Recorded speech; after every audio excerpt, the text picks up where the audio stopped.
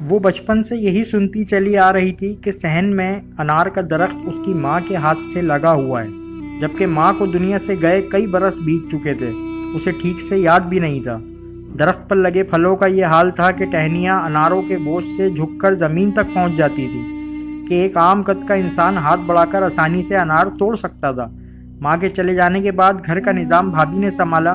ایک مرتبہ اسی کے شوہر نے بیوی سے فرمائش کر ڈالی کہ بیگم، سنا ہے آپ کے گھر جو انار لگے ہیں بہت ذائقے دار ہیں، چند انار تو توڑ کر لائیں، ہم بھی چکیں۔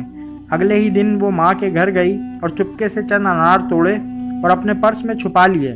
اسی اثنا بڑی بھابھی نے درخت کی قریب کی شاخوں کو دیکھا اور شور مچانے لگی، یہاں سے انار کس نے توڑے؟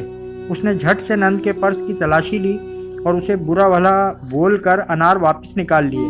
نند بیچاری انتہائی دکھی دل سے روتی ہوئی بھائی بھابھی کے گھر سے نکل گئی، خاوند سے معذرت طلب کی کہ وہ انار نہیں لا سکتی کیونکہ اسے اجازت نہیں۔ خدا کی کرنی دیکھ لیجئے، سنا تھا جس گھر سے بیٹی دکھی کر کے نکالی جاتی ہے اسے گھر سے رزق کی فراوانی روک دی جاتی ہے۔ ایسا ہی ہوا، انار جو پھلوں کے بوجھ سے جھک جاتا تھا، اگلے برس اس نے نہ صرف پھل دینے سے انکار کر دیا بلکہ درخت کی جڑوں میں ایسے کیڑے پڑ گئے جو زمین میں پھیلنا شروع ہو گئے۔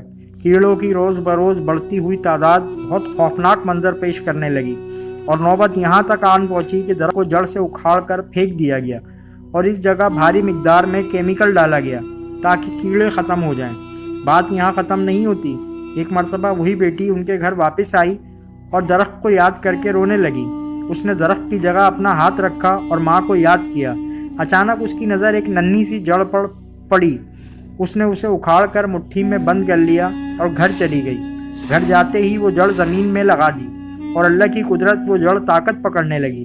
صرف 2 سال بعد ہی وہ جڑ تناور درخت بن گیا۔ دیکھنے والے محو حیرت ہیں کہ 3 سالہ درخت اب پھل دینے لگا ہے۔ چند سالوں میں یہ بالکل ویسا ہی درخت بن چکا تھا جسے جڑ سے اکھاڑ کر پھینک دیا گیا تھا۔ اب اس درخت کا پھل پورے خاندان برادری میں تقسیم کیا جاتا ہے۔ یہ ایسا جادوئی درخت بن چکا ہے کہ سارا سال سرسبز رہتا ہے اور اس کا پھل ہر گھر میں کھایا جانے لگا۔ اگر کوئی سمجھے تو یہ میرے رب العالمین کا بہت بڑا پیغام تھا۔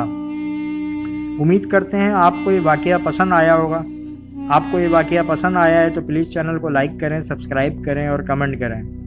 شکریہ۔